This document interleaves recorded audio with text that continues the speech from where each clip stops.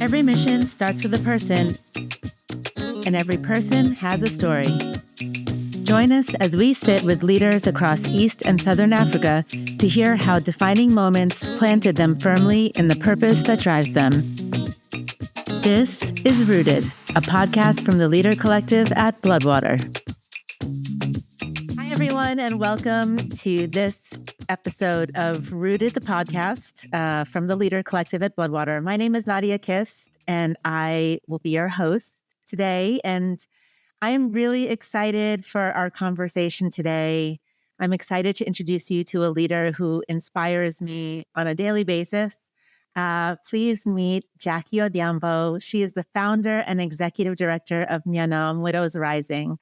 Nyanam is a local nonprofit in Kenya equipping widows to overcome stigma and lead positive community transformation.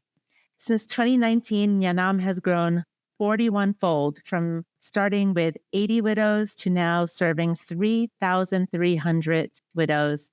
Nyanam runs a holistic training called Voices of Change that improves the spiritual, social, mental health, and economic outcomes for widows and their children. Jackie is also a lifelong learner. Get ready for this. She has a master's in public health from Liverpool School of Tropical Medicine and is currently pursuing her PhD. And it's in public health, and it's with a joint program here in Kenya with Maseno University, as well as UCSF in California. Her PhD research unpacks widowhood, stigma, and its impacts on health outcomes. It's an honor and a privilege to introduce to some, but to reintroduce to many, Jackie, many people who will receive this conversation already know you. Jackie Odhiambo, welcome to Rooted, the podcast. I'm so excited to have you here today. Thank you so much, Nadia. This is a pleasure to have this conversation with you. I think the idea around Rooted and just thinking around origin stories is something that inspires me and one that I continue to find important for us to reflect on. So thank you so much for inviting me, and I look forward to this conversation. Same. And, our inspiration for the podcast is the idea of a tree that is planted and flourishing with roots that go really down deep. And so for this first season, as you said, we are sitting with the theme around seeds, that origin stories. And this is an opportunity for our audience to get to know the leaders within our community and to get to know you on an individual level. So this is not about, the hat that you wear as an executive director. You wear many hats. You're an aunt, you're a friend, you're a student, you're a leader. But outside of all of those things, it's just a chance for us to sit down and get to know you. The moments, the beliefs, the influences that seeded where you are now planted and firmly rooted in as a mission-driven leader. So I'm excited. I would just love to start as far back as you would like to go. Who are you? Where are you? And how have you arrived where we are today? Wow, what a big question. I know. One.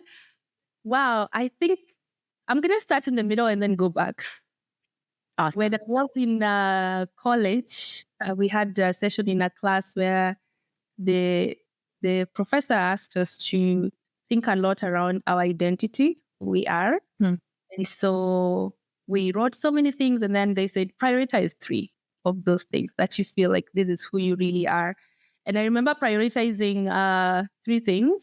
One, that I am a child of God, and that has a lot to do with my faith and how I come to the world as a spiritual being, and look at the world not only as a material experience, but also as a spiritual experience.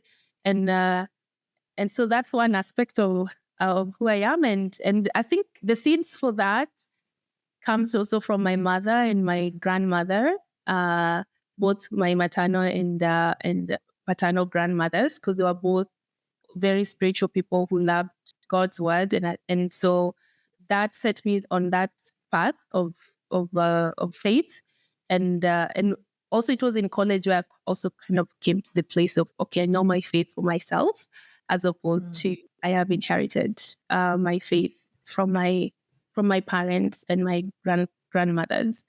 So first of all, I feel like I'm a child of God, and I feel that connects me so well with so many people in the rest of the world who also identify with their faith, and particularly for me with Christianity. So I share a bond with so many. And it has actually given me community almost everywhere I go. Yeah. That aspect of my identity. So I've had the opportunity to travel to different places, and I always find that I would always find my faith community in no matter where I land into. So that's the first element. I think the second one I would say is being a woman. That's the other thing that in that exercise I ended up, zooming into, and being a woman and loving who I am, and how, for whatever reason, I chose to show up in the world this way, and what that means for me, and how I live out my life every day.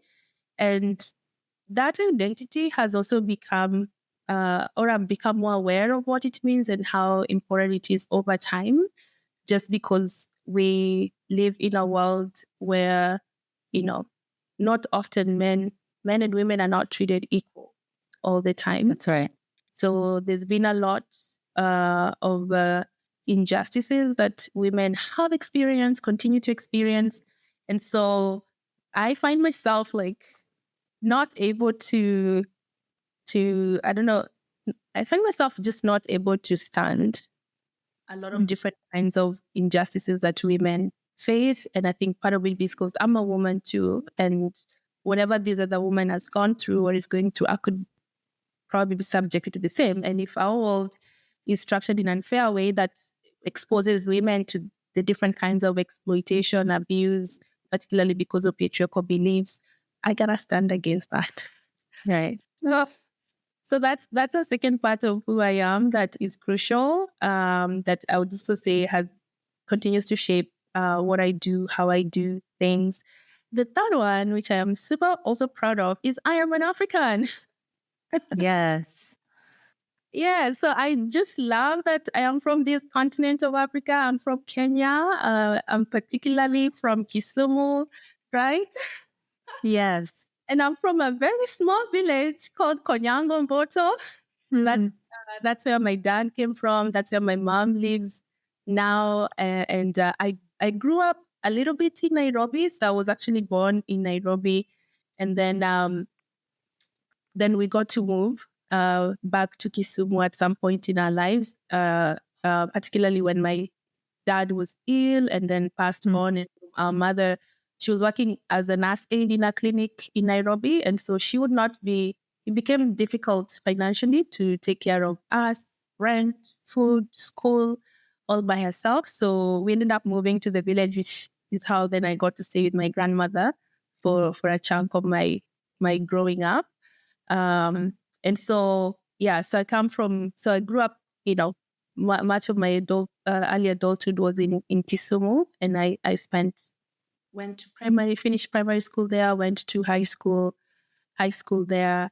And and so I think that is, for me, it's yes, like Konyango Mboto, my hometown, and my native language, Luo. I love it. I love to speak it with my community. It's part of my identity that I really cherish. But I also cherish being an African, and I think that also connects me with so many other people across. It connects me with you, Yeah. So, and I enjoy just being able to spend time with the fellow Africans, especially with my work, like fellow leaders who are working in similar contexts, facing similar challenges, and thinking through like what's unique for us and what's important for us to do, and how to do it. So I'll say those are like the three aspects of who I am. I'm a child of God. I am a woman. I am an African, and I am so proud of all of these parts of who I am. And I'm happy to explore some of them as we continue this conversation. Yeah. Yeah. Thank you so much. It's such a beautiful It's a beautiful kind of starting point to so much more, as you said. But like, even in the way that I know you and have gotten to know you over the last few years, it's like I can feel the consistency of that clarity of who you are and what you stand for and what are the things that you are the most proud of. It shows up with you literally everywhere you go. So I remember the first time that you and I met at the African Philanthropy Forum conference. I was, 2022? We did a panel together and I left that convening and just like the moments just before we went on stage and after, like I left feeling so clearly what you started with about it is really what you started with, your faith. And out of that, you are a person who cares about justice. Like it is a driving force inside of you. Can you tell us a little bit about, was there like a time when you remember that first being stirred up inside of you?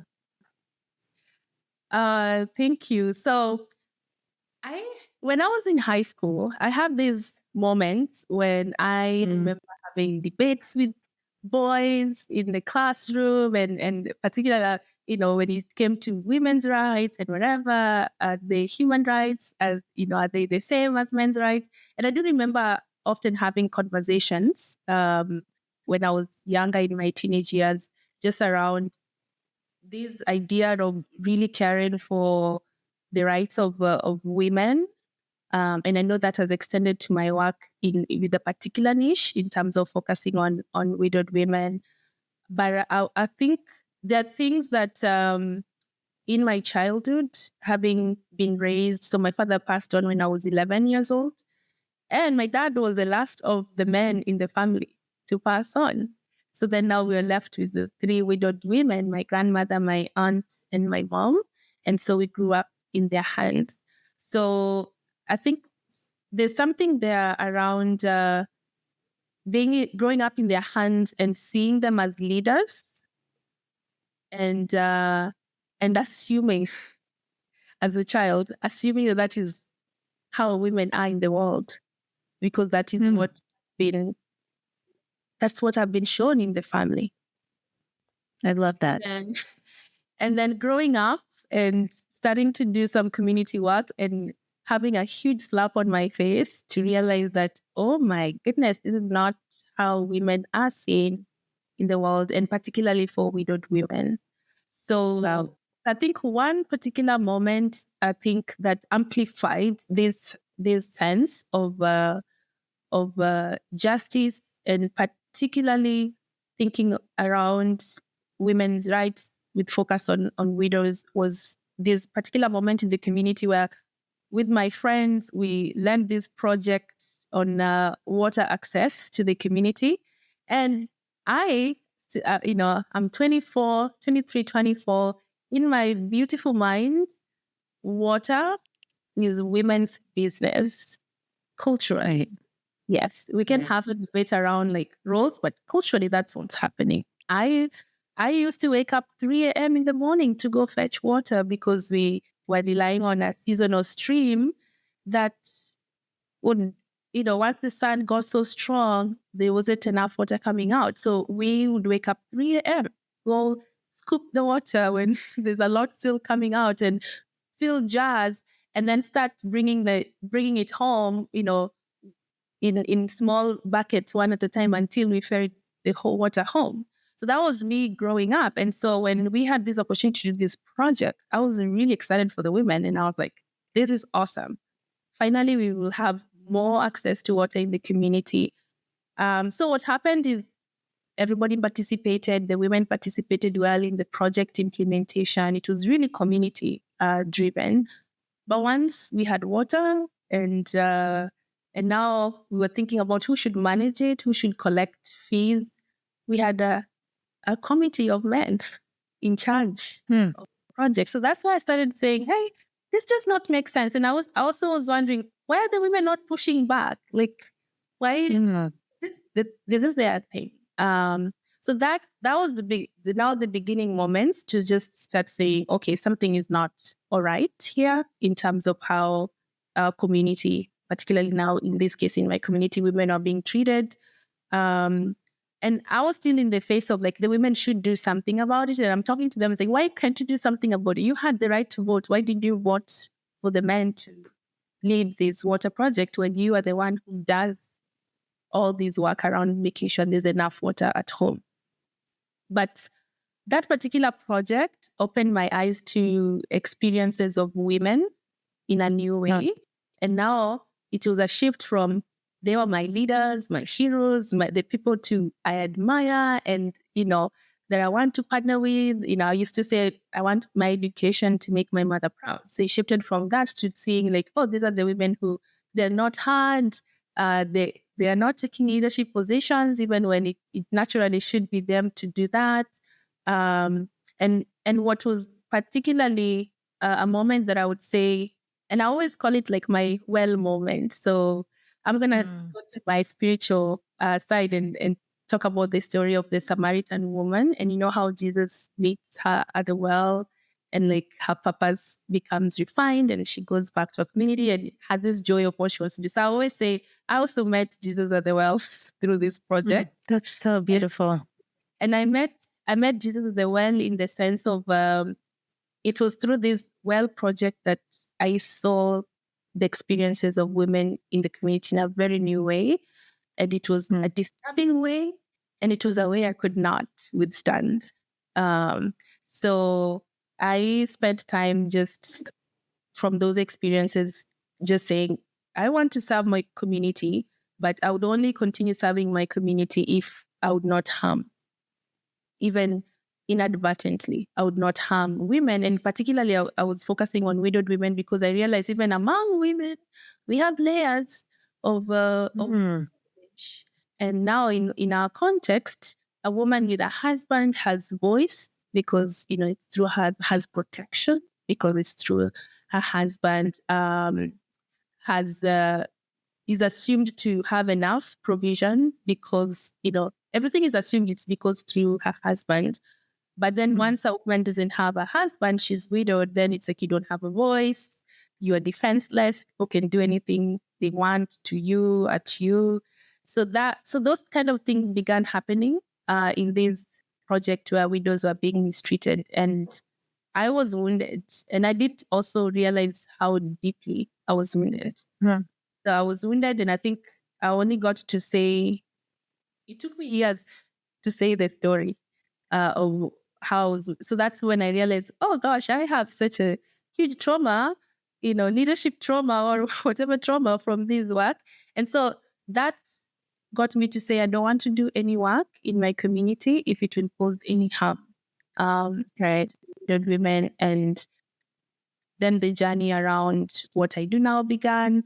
And there were layers into building into that. So what also gave me confidence eventually was going back to God's word. I think that's what I do all the time. Like if I, in my work, in my life, in my leadership, whatever, if I face a really difficult situation and I do not know how to move, I go back to God's word and I say, where will I find wisdom here to inform That's so me good. to behave at this moment? And so even for the widows, it was going back to those stories of widows in the Bible and finding wisdom there on how to move forward. So I would say, like in summary, it was just this contradiction that I faced in my early, just early 20s, where I have known widows as leaders, they're making things happen. And then now I'm seeing them as vulnerable, marginalized, voiceless, helpless. It was just like all these negative things that I was just like, these are irreconcilable. And at the deep core of it, irreconcilable with who God says we are, because Right. God doesn't define us as those things. And so as a believer, I don't want to define anyone as those things. And I don't want particularly define women who I've seen as my mother as those things. Yeah, that's so beautiful. I'm so struck by what you were saying about the layers, because I think that is such an important part of, for people who choose work that is often, we use the language of mission driven, irrespective of what is that thing that, as you said, like the moment that you saw it, you could not unsee it. You could not live life in the same way. Um, we often don't kind of sit in that space of really appreciating how layered things are, and the difficulty that then comes when you start. I also appreciate what you were saying about like being that 24, like bright eyed, like this is going to be great. This is going to be straightforward. We're just going to, do this thing and everything will be different. And I think, so many of us can relate to that. Ironically, I also at 24 like the same age, I had that same kind of like idealistic fire. And then you actually confront moments and and you start peeling back the layers, and then you sit in just how complex some of these things are. Absolutely. I really value also just your point of reference, going back to the Word of God as that place for an anchor. And can you share a little bit about how you were in the inability to reconcile that dichotomy of these, powerful leaders, these three women that raised you, this call to action when you saw the dichotomy? How then does your work, would you say that it's fair that you have now committed your life to bridging that gap? And like, what does that look like? Yeah. So first of all, I love your point around the layers and the interconnectedness of things. So I think that is something that I've come to appreciate a lot. Or even us as human beings, we are layered. We have all these different aspects of our identities and how we care for all of those. Yeah. And so for my work, we've had to confront also those layeredness of everything, in terms of there is the personal, and then there is the relationships you have, and then there is the culture you live in and what it says, and boundaries and opportunities it creates. And then there is your faith and how that informs. And we see this we see these layers and these interconnections so much in our work with the women, and sometimes they provide contradictions that you really then need to think of how, what do I do about this? How do I approach this situation? Because it's one that I've also grappled with. You know how when I was younger, I was like, I want to be a doctor, and I think that was a little bit influenced also with my mom having worked as a nurse aide in a clinic. But then during my college years, I got to do an internship in a hospital, and then discovered I care about people's health, but I don't want to be in a medical setting. I think I found the emergencies and everything too intense. So I ended up switching away from that path and saying, I want to do public health. My trainings have all been in public health, as you mentioned earlier, which I really love, because the other thing about public health is it appreciates all the layers. Yeah, it does. The connectedness and how you get to appreciate that and how you approach problems and solutions. So I love that. And I bring it, a lot also in my work. But now when it comes to the seeing what the women in my life, the three women leaders in my life went through, how I knew them, and then seeing the contradictions that I was seeing as a young adult in the community, what I would say is that, and I think also this is fairly informed also with my faith, is that I consider what I'm doing now as something God has invited me into. And I choose to be faithful to that, and also remain. I always say I hold it with an open, like an open Yeah. mouth. So I choose to be faithful and hold it with open arms and say, I'm here, Lord, to serve you for as long as you need me. And I think that gives me just the flexibility to say I will do what God wants me to do for this season, and remain attentive to what God wants me. And if anything changes and God wants me to shift directions and whatever, I will listen. But given that that's the posture I take, I know deep within that there is an incredible thread that God weaved in my life when it comes to widowed women. And I think it's for a reason. I think it's for a reason. So the thread extends. So yes, I'm growing up being raised by these three widowed women as the leaders at home. Then I go to college in the US, foreign land. I have no relatives. I've never been to the US. 2021 at that point. And the first year I get into the school, I went to Williams College. And then the school used to give us host parents. I was given a host parent who had to move away from the city that same first term because of some family emergency. So they had to move away. But then in the midst of that, I'm told someone is looking for you there. She wants to know you. And it was this American woman, a white woman, who was looking for me. And she said, I want to be your mother, your host mother when you're here. And she was a widow too around that time. No way. That's how crazy this gets. So I was like, God, how much more are you going to need to do for me to see what you have done? So it was that crazy. So I always say there's a reason. And the other thing I say with that is that the widows have loved me so well. Because I've grown up in their hands. Even when I went to this foreign land, to the widowed woman who looked for me. Her name is Joanna Denelli, and was my mother and continues to be my American mother up to now. And so I normally say they have cared for me so well. And so I am just so honored and so delighted that I can care for them too. And hopefully through Nyanam care for them in the thousands. So the way Nyanam tries to reach or address the contradictions is to elevate the leadership of the group. That's so good. Yeah. So we say that is our assumption as an organization. Our assumption is that widowhood is leadership for women.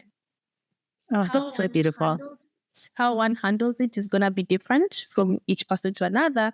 But because of that assumption, then what our mission then is to prepare, to equip the widows to lead effectively at home and also in the community.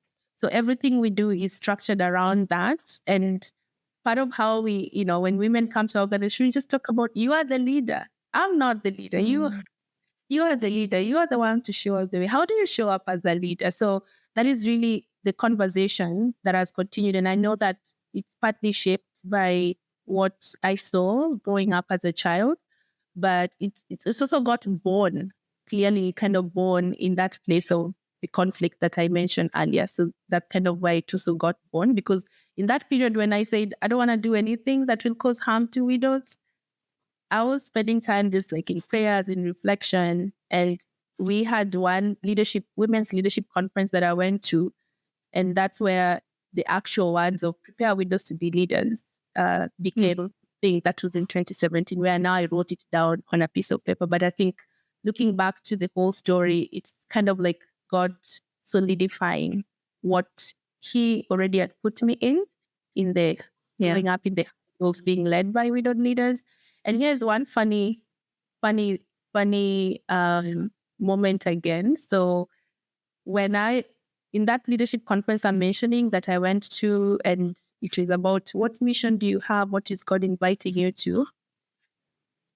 Again, I was the youngest in that group. I think I was 25 then. And so I wrote in my piece of paper during my prayer time to prepare widows to be leaders. And of course, I was like, this doesn't make sense to me. So much of even what I share now, I didn't have those kinds of insight at that time. Because at that time, I was just like, this is confusing. I am not married. I am not a widow. Like, why would I write in a piece of paper to prepare widows to be leaders? What do I have to tell them? I have nothing to tell them. If anything, they have more experience, they're older, they have a lot to teach me than I would have to offer them. That's how I felt. But then in this conference, we do our prayer time, come writing down our mission statement, what God has given us. And then we are sitting in a circle, and I'm the note taker because I'm young. So I'm the secretary who write for everyone. And then when we are asked to share, the group shares and I share last because I'm the secretary. But when I share what I had in that piece of paper, prepare widows to be leaders, everybody seemed shocked. They're like, what are you talking about? Apparently, I was sitting in a circle with the widowed women who are leaders. I just didn't know that they were widowed. No. That's how crazy. And for me, those are like the elements where I say God has placed things and signs along the way. I left that conference saying, okay, God didn't just help me have this mission statement written at the prayer time. He also showed me, here's an example of what I've invited you to. And that's kind of now where I said, okay, I'm going to take the next step of faith and see what God will do. But I think what we do as an organization is to elevate the leadership of widows, because it's true that's who they are. They have to do it at home, and then we're seeing, and you have the opportunity to also do it in the community and make a difference. And we're seeing God using that to change lives and change community attitudes towards widows. Yeah. Can you share a little bit about, I know that your mother, your aunt, and your grandmother are like pillars in your life. Can you tell us a little bit about them? Like perhaps your favorite things about them? I just feel like it would be very important for us to honor them. Absolutely. Wow. I'm going to start with my grandmother. Okay. Who was really kissed her. She passed on the year I went to college, to Williams. But oh my goodness, that woman made choices that has defined. I'm a Kenyan because of her choices. I would be a Tanzanian. Wow. Okay. Learned something new today. Right? Yeah, because my great grandfather was born in Kenya, but he migrated with my grandmother. And then my grandfather came back, married my grandmother, and they went to Tanzania, and that's where they lived. But my grandmother chose to come back to Kenya during just in the 60s, when there were these policies in Tanzania around Ujamaa villages, like the socialism. My great grandfather used to have a ton of property. So these policies meant they had to give up those individual property that they had. And so my grandmother felt insecure economically because all these properties were being taken back by the government. And she came back to Kenya. And so she, like I said earlier, was had very strong faith. She loved Christ. She always, showed us the way to the church. She was also a very strong woman. You would not joke around her. She didn't take she didn't take nonsense. But I think also looking back, it's like she had to. There's just so much that she was, she had to stand up for herself and fight for herself. But she was also very hardworking.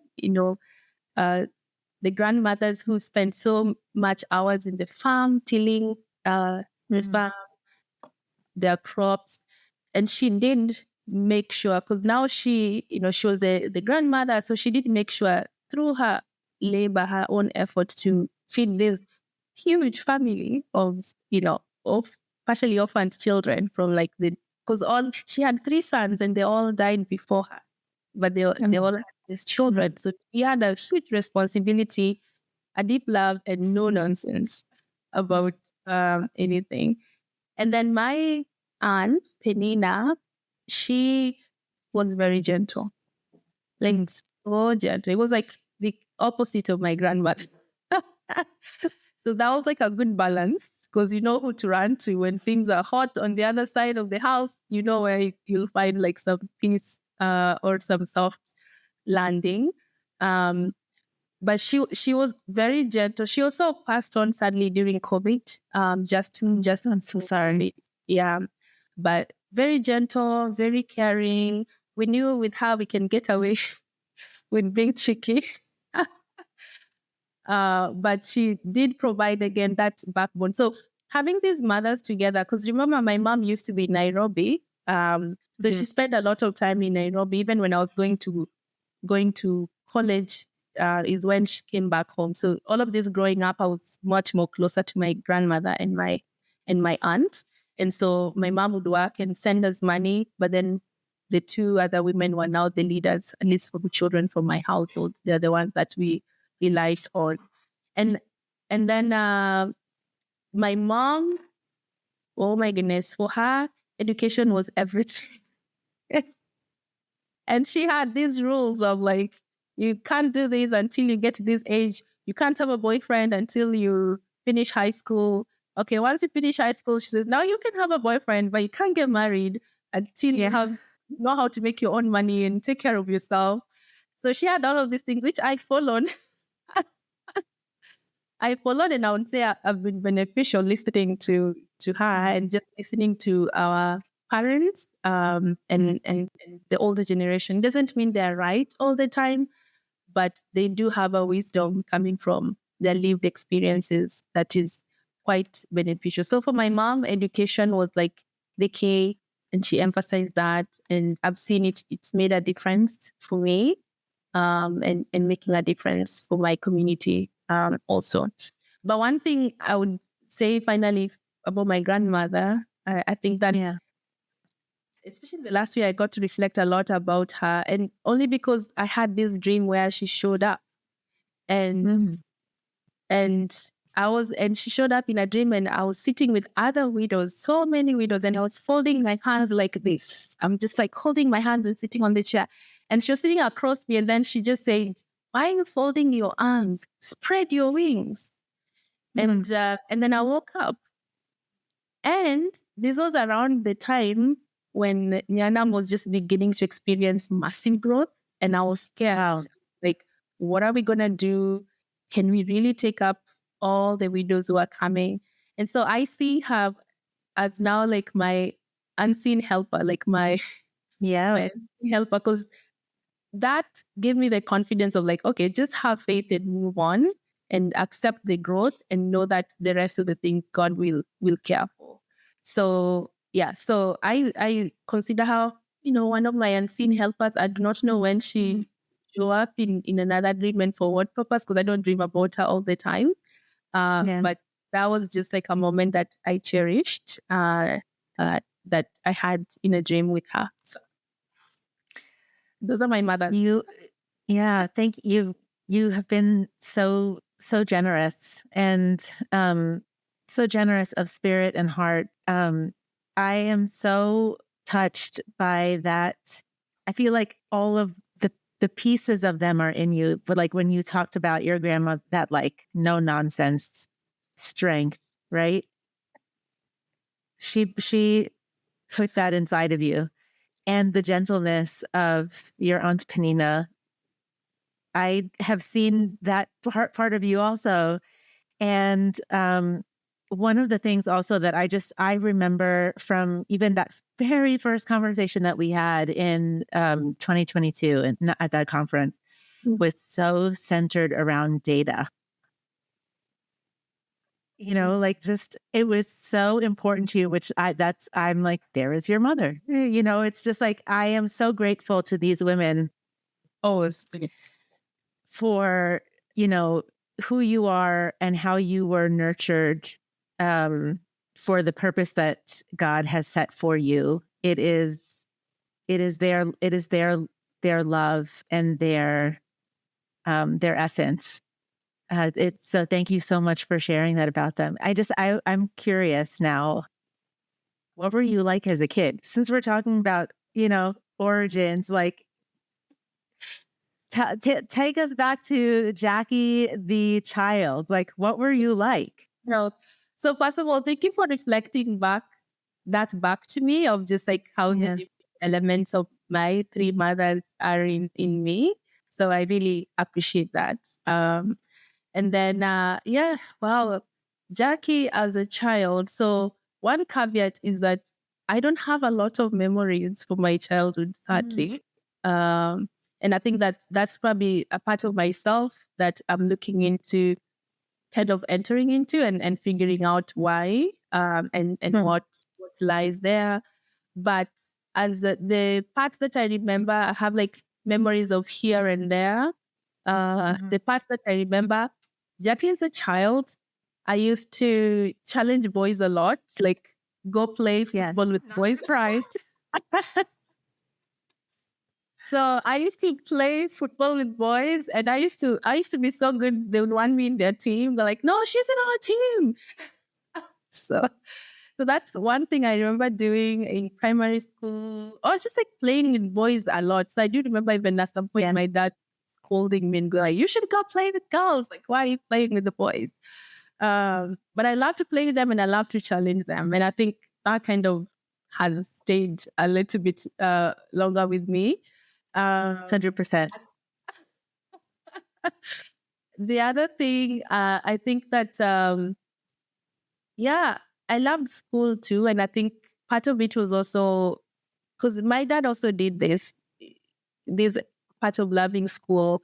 My dad also kind of emphasized. So every semester, if you brought in good grades, you got what you wanted. So that was always like a motivation to like do well and get good grades in school because, I'm going to get that jacket that I wanted. When you're a child, you're not wanting too much. You're not wanting the whole world. Sure. So I'm going to get that nice shoes that I saw in the market and I wanted. So I'm like working hard and I know I'll get that too. So that was also like a part of me. But the other thing I would say, which are pieces of myself that I am just facing and healing where wounds are for this season in my life, is that I also wasn't a child for so long. Yeah, so that's just part of it. I wasn't a child for so long because once my dad passed on, I was 11, and then I stayed with my little sister. So I kind of was playing. We had my grandfather and my aunt. Parental role. House. Yeah, we also had our own house in our own compound, even though we kind of lived just in the same, larger compound with each other. But there was that element of playing some sort of parental role for my younger sister. And I think, I grew up too quickly. Because, when your mom is in the city and then she's sending you money, and I'm in 6th grade, but I have to budget for the whole month. This money has come and I have to figure out like, okay, how are we going to make sure we bought the food we need and we work through the money so that it could last us for that month before the next round of money comes. So there was that beat that I think probably made me also too serious, a little bit too serious with life or in life because of just having had to grow up a little bit fast. But I think before I got into that phase of my life, before 11, I was that one who was just like making trouble. So I probably could have made a lot more trouble if it was not for this. Good trouble. Hopefully. Making good trouble, as the saying goes. I asked that question really because I think it's always amazing for us, like, as the older we get, the further along we get in life, the more serious we get. To your point, it's easy to just kind of forget that, like, so much about who we are even now today, that core, it's like the it showed up when we were small kids. Yeah. And thank you for sharing that. It's incredible also to sit with these stories, because really what has been coming out for me, as much as all of our journeys are so different, it's the hardest things that we intersect with, whether it's our own lived experience or the experience of someone whom we love, or a mix of both. Yeah. Those are the moments that call out of us something bigger. Absolutely. and gives us an opportunity to, as you said, that invitation from God to be a voice calling out the identity of the women in your community. And you could have said no, but you said yes. And I think also the other thing is like God also pursues us. He does. God pursues us, and I would say the yes was a pursuit, which I was like, there's all these layers of evidence that God is up to something, and I think, so I said multiple yeses until when I had now the final yes, where I said, okay, I'm not, I resigned from my work that I was doing at Harvard, then went to the UK for my master's. And then at my master's, I kind of now said the whole yes, which was now I'm not gonna do this here and that here. Cause I used to do like, I'm doing a little bit of here and then I'm doing a little bit of something here. And then I was like, okay, now I'm fully in. I'm fully dedicated to this invitation and just open to experience. Cause one thing that I think two gifts that God gave me with the invitation was one, an incredible gift of joy at the of working with widows. And that happened. That was also like kind of a moment that God gave me where it's just like I was praying and saying, I'm doing my master's. So where do I go from here? Should I go back to my job at Harvard? Should I look for, what do I do? And in that process, after multiple days of just like seeking God's face, one of the evenings, pray. And then all I have is just like this incredible sense of joy that I do not know where it came from. It's just like there's an outpour of joy at the thought of this is what I would do. And then, so that really strengthened my yes, because I was like, this gives me incredible joy to think about it. But I think the other thing is also like the wonder, of what is God gonna do? Like, what is God gonna do? Once I step in, there's like, what's gonna happen? And just like being expectant. They give me also a sense of expectancy on like the things that God will do. And so even when I look back where we are now and where we've come from, like you said earlier on, 41-fold growth, I'm just sometimes it's like, who is doing these things? I don't know who is doing these things. I I don't know how all of these things are happening. But at the end of the day, I say God is working and working in ways that are beyond what I can do or I can see. Because Nadia, that 41-fold growth, it's the widows going out and inviting each other. It's not even Nyanam going out and saying, hey, we have this amazing model and we want to do it because we know it will make this difference. It has been all the widows going out and bringing each other and all of that. And oftentimes for me, I attribute it to the work of the Spirit in them and through what you're doing that I cannot see, but it's making a difference for them. And I think for me, that is also the wonder of being faithful, is that your faithfulness is a small piece, but then God gets to do all these unimaginable things. Like you hear stories and you're like, how did that happen? I can't explain, but I know that it's a work of the Spirit. So there's been a lot of joy for me, like special joy for me for saying yes and just experiencing the wonder. And of course, there's a work to do. Like when you say yes, you also have work. Sure. Yeah. And the reality also is that you are saying yes. You have to choose to say yes every day, because it's not the one yes, or as you were saying, the pursuit of the yes there was a few yeses, some small up to this point until you were like, okay, I'm all in. Yes. But still every day, I also want to like honor that every single day you are waking up and you're saying yes again. And that's the endurance part of this. That's where like the roots are really going in deep. Otherwise you could have said, I said yes, and now, I'm going to choose something else. So I honor that, because even just going back to the very beginning of the conversation, what you were saying about that there is, and we don't talk about this either, that there is real, there can be real trauma in the work.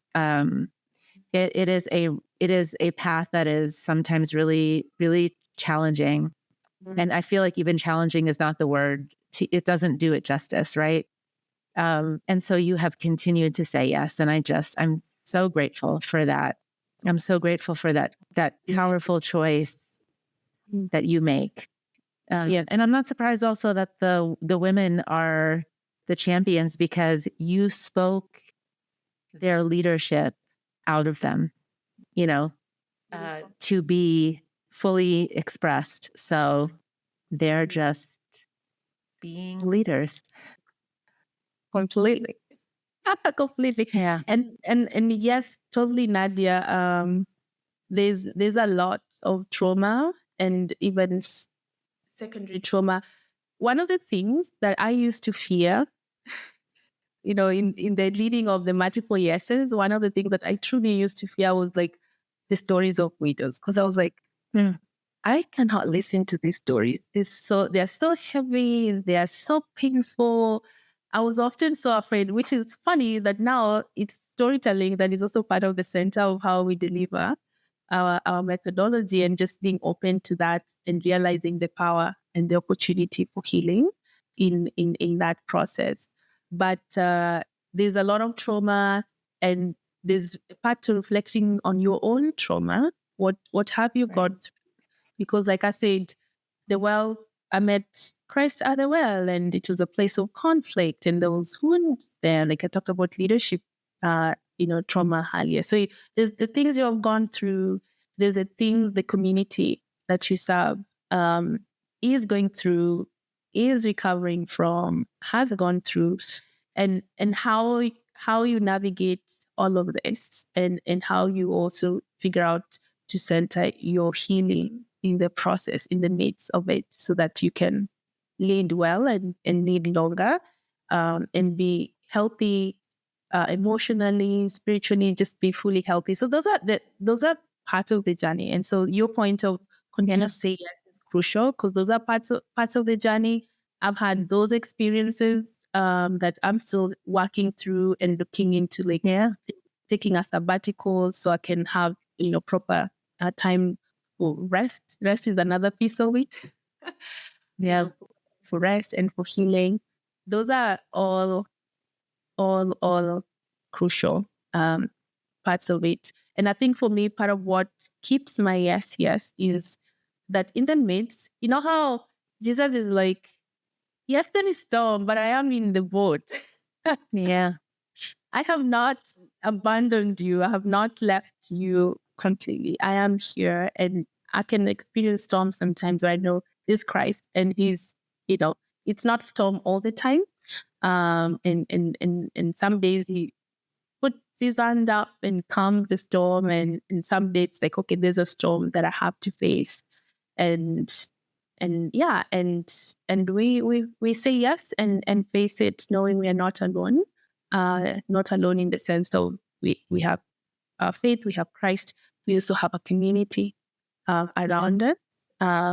If like for an organization's sake, you have your team, you have your board, you have your friends. I have Nadia. So there's a community around us that we get to talk with and also process with our own trauma, or the trauma we kind of acquire because of the work that we do. Yeah. I was thinking about, just when you were referring back to the woman at the well, I've thought about this before, but now you brought it back to my mind, that the way that Jesus spoke to her, that he spoke to the thing that was the trauma. He started there and dealt, I almost feel like in the call is the invitation to deal with that thing also, so that you can use it as a part of how you are then going forth out back into community to be a healer in some way, a restorer in some way. Yeah. And I just love that. I love that you, thank you for sharing that. Yeah. I'm so grateful, Jackie, that you are a part of my community. I'm so grateful that we were on a panel. Shout out to Mosoon for putting us on the panel together. I feel like it was just like this moment to begin an interweaving that I am just excited to see how it continues for years and years to come. I just want to thank you also, Jackie, for your gift of, you've been so generous. I know I said that just a few minutes ago, but truly you've been so generous. Thank you for sharing the gift of vulnerability with us. That is, it's an honor to hear a little bit about your story. I'm excited also. I hope you'll come back when we have other conversations. Totally. And maybe just one, thank you. One closing question. Where do you see flourishing around you right now? Around me right now. So right now, I've been a little bit in the weeds of everything, particularly because I'm trying to get ready for taking some extended rest, and so there's a lot to make sure. But one area I'm seeing flourishing in my life right now is in the part of my identity as an aunt. And this year, I just started living with my 10-year-old nephew called David and my 7-year-old, almost 8 nephew called Abraham, and their older sister called Rebecca. And these children have just become such an incredible source of joy. That's so sweet. A sense of expansiveness at home. It's like you go home, there's lots of hugs, lots of questions. Let's dance to this music and all of that. So I'm really enjoying that part. And I told their mother, thank you for allowing me to live with these incredible boys and their sister. So that's really one aspect of my life right now that I really am enjoying. Like sometimes over the weekend, they're like, oh, it's Saturday, let's go for a walk. Because we live near a railroad. So they're like, let's go for a walk. And and one of them, because sometimes I spend a good amount of time on my laptop, is like, okay, it's time to stop. It's time to stop. We're done. It's like, it's time to stop. He says like, oh, auntie is reading. It's time to stop reading. Let's go. So I love that. I'm enjoying that gift of family, that aspect of my family, and just the opportunity to be an aunt to these little ones and to enjoy their love and share mine with them. Thank you, Jackie. We're going to share all of your details in the notes. If anyone wants to get in contact with you, get connected to Nyanam and the work that you're doing. I want to thank everyone who listened today. Thank you for joining us for this conversation. I hope that you've been inspired. I know I have. I've learned new things as much as there are parts of the story that I have, from our conversations that you've shared with me before. There was a lot of new. I am leaving inspired. And so I hope that for those listening, that you will be inspired to let your roots run deep where you are. And until the next time that we connect, we wish for you to flourish in purpose and lead on mission. Thank you, everyone.